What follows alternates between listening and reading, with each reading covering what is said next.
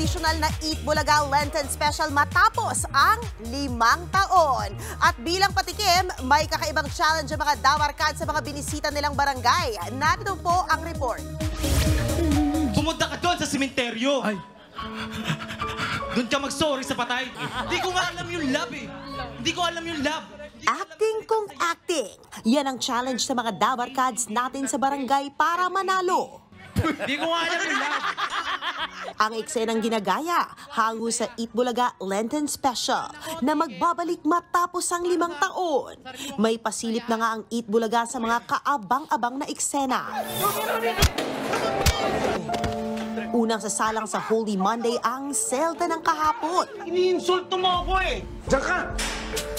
Kwento ito ng buhay sa loob ng selda at second chance in life. Hindi nga ako nakakasigurong may mga kamag-anak pa ako makikita o susundo sa akin. Pagbibidahan niya nina Joey De Leon, Alan Kay, Wally Bayola, Paulo Ballesteros at Karen Aistro.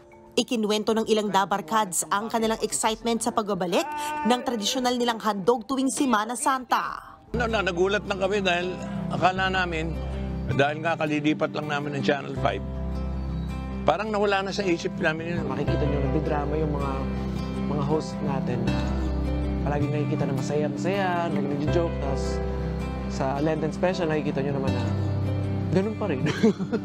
Nag-joke pa rin. Parang mahirap paniwalaan na nagdadrama, ganun. Hindi ko nga alam yung love. Time heals all wounds. Kanya-kanya. Kwento naman ng pagtulong ng walang kapalit ang hatid ng Love Thy Neighbor sa Holy Tuesday. Kami nga po, kahit hindi nyo kaano-ano, kinupkup nyo eh. Yun nga po yung nakuha ko kay tatay eh. Marunong dapat makipagkapwa-tao. Pinagbibidahan yan ni Raisa May Dizon, Maine Mendoza, Jose Manalo at Tito Soto.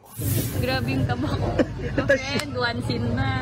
Hindi naman naitago ni na Miles Ocampo at Atasha Mulak ang kaba sa taping para sa kanilang Lenten Special. Yung malditang yan, pumasok sa classroom ko at kung ano-ano laso na pinainom sa akin. Malaki siyang story. Kasama silang bibida sa natatanging kwento ng pagmamahal at pagpapatawa. Sa Para Di Makalimot, na ipapalabas naman sa Holy Wednesday. Bitawan mo kung sino ka ba? Makakasama nila sina Tirso Cruz III, Bossing Vic Soto, Ryan Agoncillo at Ice Sigera.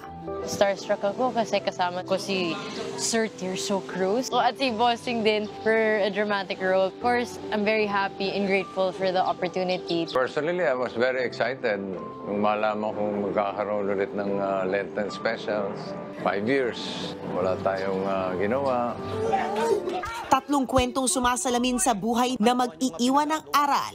Yan ang handog ng mga dabarkads para sa inyo ngayong Holy Week. Mga kapatid, ito po ang inyong K-Alaman Queen, Kalad Karen. Always remember na ang K-Alaman ay K-Yamanan. Kaya para sa latest showbiz news at dagdag impormasyon, mag-follow at mag-subscribe sa social media pages ng News 5. Okay?